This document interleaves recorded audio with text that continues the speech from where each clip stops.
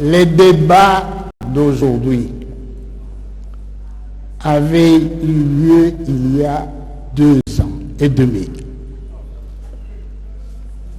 À cause du débat que nous avons eu pour trouver la légalité des textes de loi qui nous a été soumis par le gouvernement. Le texte vient du gouvernement. Le projet de loi sur l'aménagement du territoire. Ce n'est pas une proposition d'un honorable député, non. C'est un projet du gouvernement. Tous, de bonne foi, nous avons cherché à connaître les fondements légaux de ce projet de loi. Je crois qu'il y a des collègues qui sont ici, le collègue Mbata, celui qui était à l'époque le président de la commission PAJ. On s'est empêtré ici, on a discuté, tous les arguments sont sortis. Mais on s'est quand même posé une question de bon sens. Peut-on réellement aménager les territoires nationaux par un règlement?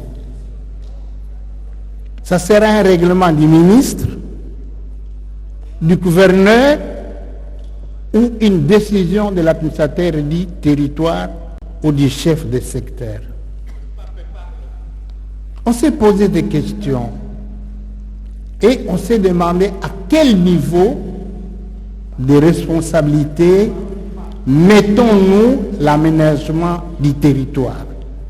Qui a le pouvoir d'aménager le territoire national pour que chacun se sente à l'aise et ses droits soient également protégés? On a dit c'est le pouvoir central, c'est l'État. Il ne faut pas ramener ça en bas. Nous étions tous convaincus que le pouvoir central. Alors il faut que le pouvoir central nous donne une base légale. Je me rappelle, nous avons appelé des juristes, des professeurs d'université, on a eu des séminaires. Voilà. Dans les séminaires, on s'était dit l'eau, la forêt, la nature, plus autre chose. C'est ça qui forme l'aménagement du territoire, n'est-ce pas? C'est ça le territoire national. Alors, est-ce que on va réglementer ça par un arrêté du ministre ou quoi? On a dit il faut une loi. Alors, trouvons les bases légales. Nous avons dit nous n'avons pas le pouvoir d'interpréter la Constitution, référons-nous à l'organe compétent. C'est la Cour constitutionnelle. Nous nous sommes adressés à la Cour constitutionnelle et la Cour constitutionnelle nous a répondu. Je crois que les textes vous ont été distribués. La Cour constitutionnelle a fait une analyse sur l'article 9. Vous prenez l'article 9 de la Constitution et sur l'article 203. En fin de compte, elle a dit, nous prenons l'article 203. Vous avez la base légale pour avoir une loi sur l'aménagement du territoire. Donc, le débat a eu lieu. Les collègues n'ont pas eu tort de venir poser la question, c'est vrai, mais les droits non plus n'est pas figé. Je demande aux amis juristes, les droits évoluent.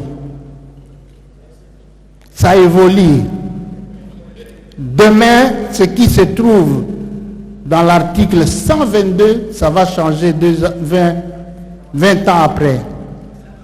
On va ajouter d'autres matières. Donc, voilà ce que je voulais dire. Ce débat a eu lieu, ça a été résolu avec la réponse de la Cour constitutionnelle. Je pense que nous pouvons avancer. Je vous remercie.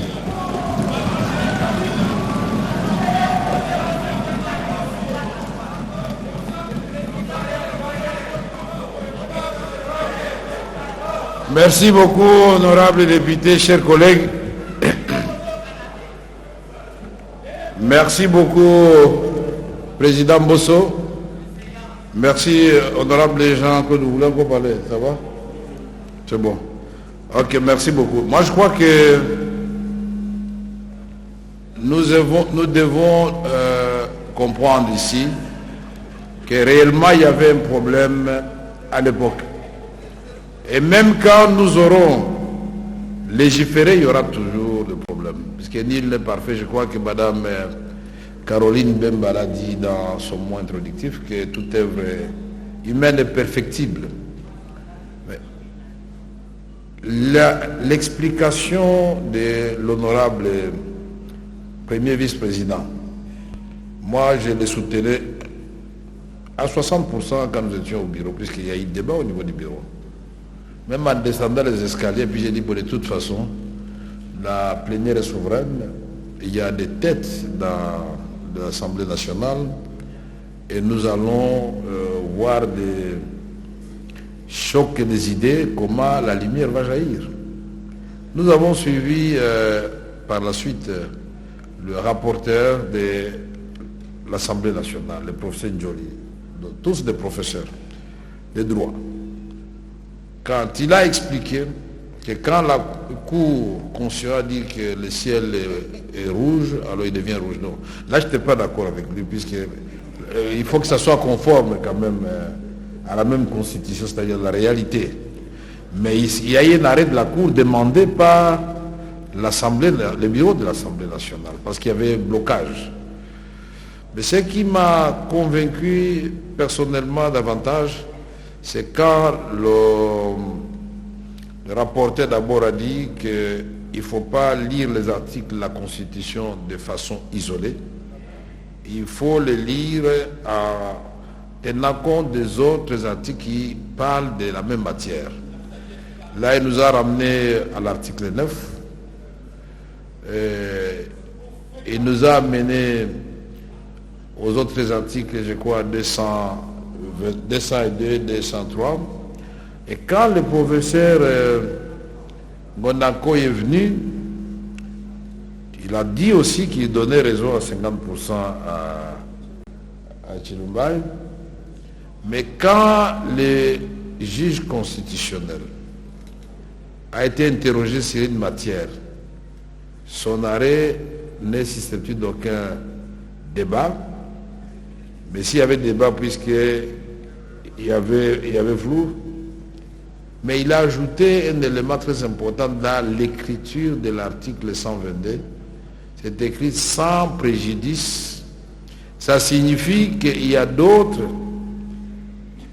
matières ou dispositions relatives à la même matière qu'on est en train de traiter, qui existeraient ou qui existent déjà. Et donc cela nous amène à comprendre que nous n'aurons pas violé la Constitution, du moins à ce stade-ci.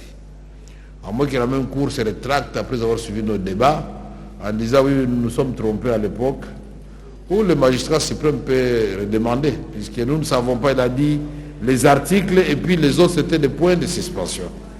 Peut-être qu'au niveau du cabinet du président de la République, ce débat avait dit, il a dit, est-ce que vous pouvez une fois nous laisser travailler, il a dit. Honorable l'a dit. Que vous pouvez nous laisser parler de choses importantes du pays. Peut-être que ce débat avait eu aussi au cabinet du président de la République ou au gouvernement. Et le président a remarqué que les violons n'arrivaient toujours pas à s'accorder. Mais quand l'honorable Ngondankoy dit, c'est d'abord, quand on énumère, on parle de matières concurrentes. Jean-Claude m'a dit, ici m'a soufflé à l'oreille, il s'agit des compétences et tout ça, c'est bon. Mais il dit que quand, même si c'était la matière réservé à la province, mais quand la loi est votée sur la même matière, l'édit disparaît.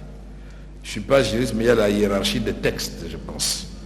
Et je crois qu'aujourd'hui, nous n'allons pas, nous permettre. Parce qu'à un moment donné, j'ai failli être induit en erreur pour adresser un courrier au président de la République pour lui retourner le même projet de loi en disant qu'au niveau de l'Assemblée nationale, nous avons relevé la contradiction entre les ministres qui avaient été reçus au niveau de cette commission qui a beaucoup souffert. Chaque ministre venait pour parler pour son ministère. Moi, ce qui m'étonne, c'est que j'avais dit aux uns et aux autres, vous êtes aujourd'hui ministre d'aménagement du territoire, demain vous pouvez être ministre de l'urbanisme et habitat. Celui des affaires foncières peut se retrouver, puisque hier elle était déjà ministre de l'économie, demain elle peut être ministre des finances. Mais alors, quand nous faisons des lois, il ne faut pas que chacun vienne, bon, ça c'est mon domaine, ma parcelle, il ne faut pas y toucher. J'ai dit non. Alors tout à l'heure, là, j'étais en train de faire aussi des recherches. Puisqu'il y en a qui me disaient non, quand il y a déjà la loi foncière, il ne peut pas y avoir de loi sur l'aménagement du territoire. Eh bien, en France, la loi sur l'aménagement du territoire date du 9 mai 1983. Et la loi foncière date du 24 avril 2024, c'est-à-dire une nouvelle loi qui vient de voter. Donc les deux coexistent en conflit. Puisqu'on semblait me dire que non, quand les affaires foncières sont là, on a parlé de la terre, plus personne. Mais à ce moment-là, en France, on parle même au niveau de l'urbanisme, des terrains, au niveau des villes. On va jusqu'à ce point-là. Je crois qu'ici, ce que nous devons privilégier, c'est l'intérêt supérieur de la nation. On ne peut pas bloquer un grand ministère comme le ministère d'aménagement du territoire. Chaque jour, on revient sur la même chose, les mêmes explications. Alors, nous avons aujourd'hui été éclairés à la fois par l'honorable Chilumbaï, par l'honorable Njoli, l'honorable Ngondakoy et le président Bosso. Je crois qu'à ce stade, nous pouvons considérer que notre commission qui a pris son mal en patience a fait du bon travail. Et donc, il n'y a plus de débat sur cette question. Il n'y a plus de débat sur cette question. Là, j'exerce maintenant mes prérogatives en tant que président de l'Assemblée nationale. Donc, nous remercions les collègues rapporteurs de la commission pour nous avoir donné des rapports. Chers collègues, nos honorables députés et chers collègues, il n'y aura pas de surséance. La plénière doit s'assumer. Il ne faut pas avoir peur. Alors, si la plénière dit qu'on doit surseoir, ça c'est la plénière. Mais si vous demandez la parole, je ne vous le donnerai pas. Ça, je vous ai déjà averti. Et nous devons savoir gérer aussi le temps. C'est bon. Après l'économie et la lecture du rapport, nous pouvons nous prononcer sur sa recevabilité du rapport. Qui sont pour la recevabilité du rapport? Merci. Qui sont contre? Bon, maintenant, les gens qui créent là, il n'y a que deux. Qui s'abstiennent? Alors, au vu du résultat de vote, l'Assemblée plénière déclare recevable les rapports de la Commission aménagement du territoire, infrastructure et nouvelles technologies de l'information et de la communication sous examen. Chers collègues, suivant nos us et coutumes, nous approuvons telles quelles et sans débat les conclusions de ces rapports.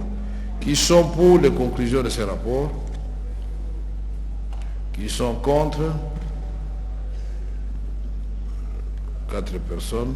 Qui s'abstiennent? Au vu du résultat de vote, l'Assemblée plénière approuve les conclusions du rapport sous examen.